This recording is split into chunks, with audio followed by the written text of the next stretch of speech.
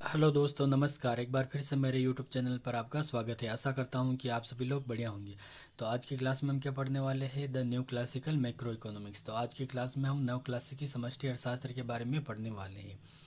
यह हमारा इकोनॉमिक्स का काफ़ी अच्छा टॉपिक है और यहाँ से अच्छे क्वेश्चन भी बनते हैं। तो मुख्य रूप से जैसे UGC NET economics, RPSC first grade economics या PGT exam, assistant professor exam आदि काफ़ी सारे एग्ज़ाम के लिए काफ़ी इंपॉर्टेंट टॉपिक है ये, और यहाँ से अच्छे क्वेश्चन बनते हैं। तो हम सबसे पहले इसका इंट्रोडक्शन पढ़ेंगे, फिर हम इसमें पढ़ेंगे इसके तीन सिद्धांत: market, continuously clear, rational expectations, aggregate supply hypothesis. ये इसके तीन सिद्धांत हैं। तो हम तीनों सिद्धांतों के बारे में भी पढ़ने वाले हैं। तो हम सीधा अपना टॉपिक शुरू करते हैं। सबसे पहले हम देखते हैं इंट्रोडक्शन। देखिए, न्यू क्लासिकी समष्टि अर्थशास्त्र क्लासिकी विचारधारा के दृष्टिकोण से समष्टि आर्थिक स्थिरीकरण नीति की भूमिका के विषय में केंद्रवादी और मुद्रावादी विचारों को अस्वीकृत करने तथा उनमें सुधार करने का एक प्रयास है। देखिए, हमारा जो न्यू क्लासिकल समष्टि अर्थशास्त्र है वह क्लासिकी विचारधारा के दृष्टिकोण का ही उपयोग करता है, और यह केंद्रवादी और मुद्रावादी की आलोचना पर आधारित है। केंद्रवादी और मुद्रावादी विचारों की आलोचना पर आधारित है। देखिए, आर्थिक स्थिरीकरण यानी अर्थव्यवस्था में स्थिरता के लिए जो भी नीतियाँ होती है, मौद्रिक नीति और राजकोषीय नीति, तो उसमें उसके संबंध में जो भी केंद्रवादी और मुद्रावादी विचार है उनको ये क्या करता है, अस्वीकार करता है और उसमें सुधार करता है। अब देखिए, अर्थव्यवस्था की स्थिरता के लिए केंद्रवादी विचार क्या थे। तो अर्थव्यवस्था की स्थिरता के लिए केंद्रवादी विचार थे कि नीति में राजकोषीय और मौद्रिक दोनों नीतियों के प्रयोग पर बल देते थे केंद्रीय अर्थशास्त्री, जबकि मुद्रावादी दोनों की अपेक्षा करते हैं। तो इन्हीं में क्या किया, न्यू क्लासिकल ने सुधार किया है। अब देखिए, केंद्रवादी अर्थशास्त्रियों की क्या मान्यता थी, या केंद्रवादी आर्थिक स्थिरता के लिए क्या क्या मानते थे। तो देखिए, सबसे पहले केंद्रवादी विचार देखते हैं। तो देखिए, किंजी अर्थशास्त्री अर्थव्यवस्था की स्थिरता के लिए राजकोषीय और मौद्रिक दोनों नीतियों के समर्थक थे। किंजी अर्थशास्त्री दोनों नीतियों के समर्थक थे। वे सक्रिय हस्तक्षेपवादी राजकोषीय मौद्रिक नीतियों के पक्ष में थे। अब देखिए, वे दोनों नीतियों को एक दूसरे का पूरक मानते हैं, यानी किंजवादी दोनों नीतियों, राजकोषीय और मौद्रिक दोनों नीतियों को एक दूसरे के पूरक मानते हैं। वे रिसेशन यानी मंदी को नियंत्रित करने के लिए विस्तारवादी राजकोषीय नीति पर अधिक निर्भर रहते हैं। जो हमारे किंजी अर्थशास्त्री है वह क्या मानते हैं कि रिसेशन से निकालने के लिए यानी मंदी से निकालने के लिए इकोनॉमी में विस्तारवादी राजकोषीय नीति का उपयोग करना चाहिए। अब विस्तारवादी राजकोषीय नीति का मतलब क्या है, गवर्नमेंट एक्सपेंडिचर यानी डेल्टा जी में वृद्धि करनी चाहिए। और मन स्फीति है तो स्फीति को नियंत्रित करने के लिए मौद्रिक नीति के साथ अस्फीतिकारी राजकोषीय नीति को जोड़ देते हैं, यानी स्फीति को नियंत्रित करने के लिए मौद्रिक और दोनों राजकोषीय दोनों नीतियों के प्रयोग पर बल देते हैं। तो ये हमारे केंद्रवादी विचार थे।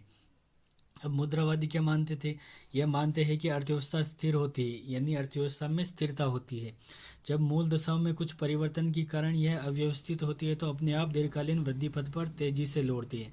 यानी कुछ कारणों से अर्थव्यवस्था में अगर स्थिरता नहीं रह पाती है, असंतुलन आ जाता है, तो दीर्घकाल में यानी दीर्घकाल में अपने आप यह संतुलन में आ जाता है और अल्पकाल में असंतुलित रह सकता है। ये राजकोषीय और मौद्रिक दोनों नीतियों के प्रबल आलोचक थे। मुद्रावादी जो थे राजकोषीय और मौद्रिक दोनों नीतियों के आलोचक थे, किंतु ये मौद्रिक नीति में विवेक के बदले मुद्रा पूर्ति में वार्षिक निश्चित प्रतिशत वृद्धि के पक्ष में। जो मुद्रावादी है वह क्या मानते हैं कि मुद्रा की पूर्ति यानी मनी सप्लाई में प्रतिवर्ष एक निश्चित प्रतिशत में वृद्धि होनी चाहिए, यानी जैसे प्रतिवर्ष 2% या 3%, तो प्रतिवर्ष एक निश्चित प्रतिशत में मनी सप्लाई में वृद्धि होनी चाहिए। ये मुद्रावादी विचार थे। अब देखिए, नव क्लासिकी समष्टि अर्थशास्त्र। तो देखिए, 1970 के दशक के उत्तरार्ध में जब केंद्रवादियों और मुद्रावादियों के बीच विवाद में गतिरोध उत्पन्न हुआ, तो क्लासिकी व्यष्टि अर्थशास्त्र पर आधारित नव क्लासिकी समष्टि अर्थशास्त्र का उद्भव हुआ। तो नव क्लासिकी समष्टि अर्थशास्त्र का उद्भव कब हुआ, 1970 के दशक में। अब देखिए, इसका नव क्लासिकी समष्टि अर्थशास्त्र का विकास किसने किया। तो ये मुख्य अर्थशास्त्री है जो नव क्लासिकी अर्थशास्त्री है, और इनका नाम याद रखना है, ये इम्पोर्टेंट है, ध्यान रखना, ये इम्पोर्टेंट है। तो देखिए, नव क्लासिकी समष्टि अर्थशास्त्री कौन है, रॉबर्ट लुकास, थॉमस सार्जेंट, नील वेलेस, रॉबर्ट बेरो, ये सारे अमेरिकी अर्थशास्त्री है, और पैट्रिक मिनफोर्ड ये इंग्लैंड के हैं। अब देखिए, जो हमारी न्यू क्लासिकल मैक्रो इकोनॉमिक्स है, यह मुख्य रूप से तीन सिद्धांतों या तीन परिकल्पनाओं पर आधारित है। तो हमारा पहला क्या है, मार्केट कंटिन्यूसली क्लियर, यानी मार्केट बाजार निरंतर संतुलन में रहते हैं, यानी बाजार अल्पकाल और दीर्घकाल दोनों में संतुलन में रहते हैं। अल्पकाल में भी अर्थव्यवस्था में क्या रहता है, संतुलन रहता है। और दूसरी हमारी है रेशनल एक्सपेक्टेशंस, यानी तर्क संगत प्रत्याशाई, यानी लोग जो हमारे भविष्य के बारे में जो भी नीतियां है उनका पूर्वानुमान लगा लेते हैं। तो यानी फ्यूचर में जैसे कीमत क्या रहने वाली है, तो वर्तमान में उपलब्ध सूचनाओं के आधार पर और अपने पिछले पास्ट अनुभवों के आधार पर ये सारे अनुमान लगा लेते हैं। तो ये है हमारी रेशनल एक्सपेक्टेशंस। और तीसरा क्या है, हमारी एग्रीगेट सप्लाई हाइपोथेसिस, समग्र आपूर्ति परिकल्पना। तो ये काफ़ी इंपॉर्टेंट है, तीनों है, यहाँ से भी इकोनॉमिक्स में अच्छे क्वेश्चन बनते हैं।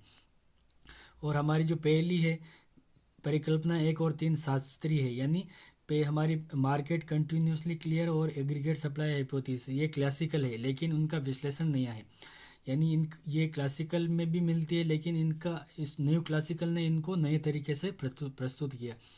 और रेशनल एक्सपेक्टेशंस तो ये बिल्कुल ही अलग से न्यू क्लासिकल ने ही प्रस्तुत किए है।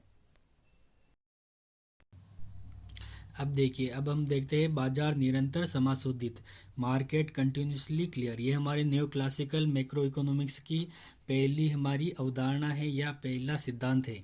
तो देखिए, न्यू क्लासिकी अर्थशास्त्री क्या मानते थे कि अर्थव्यवस्था में सभी बाजार निरंतर समाशोधित होते। सभी बाजार क्या होते हैं, अर्थव्यवस्था में निरंतर समाशोधित होते।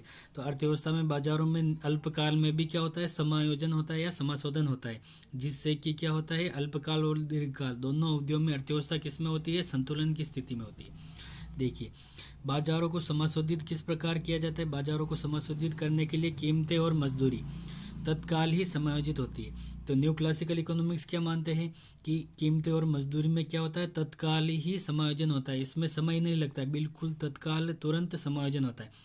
अगर अर्थव्यवस्था में किसी भी प्रकार का असंतुलन होता है तो कीमतें और मजदूरी तत्काल ही परिवर्तित होकर संतुलन स्थापित कर देती है। इसलिए अर्थव्यवस्था में अल्पकाल में भी संतुलन होता है और दीर्घकाल में भी संतुलन होता है। अब देखिए, अल्पकाल में भी असंतुलन नहीं होता है क्योंकि कीमत और मजदूरी समायोजन प्रायः तत्काल ही होते हैं। अर्थव्यवस्था में चाहे किसी भी स्तर की बेरोजगारी हो, यह ऐच्छिक बेरोजगारी या बेरोजगारी की प्राकृतिक दर होती है। यानी अर्थव्यवस्था में अगर किसी भी प्रकार की बेरोजगारी है तो वह किस प्रकार की होगी, वह ऐच्छिक बेरोजगारी होगी, यानी अनैच्छिक बेरोजगारी नहीं होती है अर्थव्यवस्था में।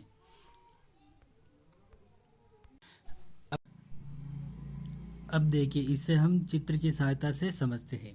देखिए, ये हमारा क्या है, श्रम का मांग वक्र है। हमारा ये जो है डीएल है, श्रम का मांग वक्र है, और ये असल है क्या, श्रम का पूर्ति वक्र है।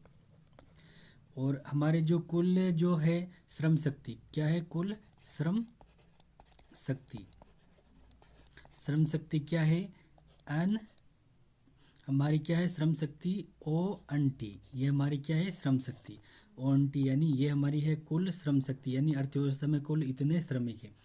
अब देखिए, अब हम देखते हैं कि हमारा संतुलन कहाँ पर है, श्रम का मांग और पूर्ति वक्र एक दूसरे को ई बिंदु पर काटते हैं। तो हमारा ई बिंदु पर संतुलन है, जहाँ पर हमारा क्या है, ओ डब्ल्यू हमारी क्या है, वेज रेट यानी मजदूरी दर है, और श्रम रोजगार पर लगे श्रमिकों की संख्या क्या है, ओ एन, ये इतने श्रमिक हमारे रोजगार पर लगे हैं। पर हमारी बेरोजगारी क्या है इकोनॉमी में, एन एन टी, ये हमारी एन एन टी, हमारी इकोनॉमी में इतने श्रमिक क्या है, बेरोजगार है। पर ये बेरोजगार किस कारण से है, ये बेरोजगार है स्वेच्छा से, स्वेच्छा से बेरोजगार है, क्योंकि ये जो है इतने मजदूर एन एन टी, ये जो है ये देखिए अधिक मजदूरी की मांग कर रहे हैं, ये डब्ल्यू से अधिक मजदूरी की मांग कर रहे हैं, ये ओ डब्ल्यू मजदूरी दर पर कार्य करना नहीं चाहते, इसलिए ये क्या है, स्वेच्छा से बेरोजगार है।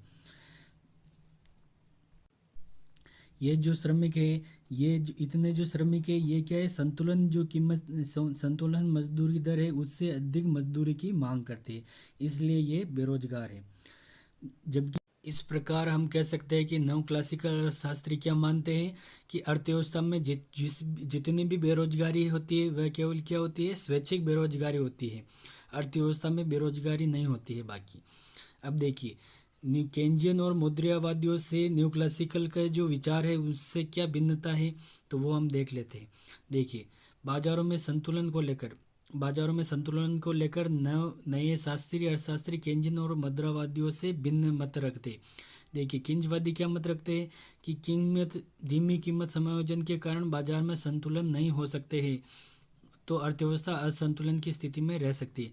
तो किंजवादियों के अनुसार क्या है, अर्थव्यवस्था असंतुलन की स्थिति में रह सकती है, क्योंकि कीमत समायोजन क्या होते हैं, धीमी गति से होते हैं, यानी कीमत और मजदूरी जो होते हैं वह फ्लेक्सिबल नहीं होते। इस कारण से अर्थव्यवस्था में असंतुलन की स्थिति रह सकती है। और मुद्रावादी क्या मानते हैं कि मुद्रावादी मान लेते हैं कि बाजारों में संतुलन की प्रवृत्ति है, कीमतें मजदूरी काफ़ी लचीले है।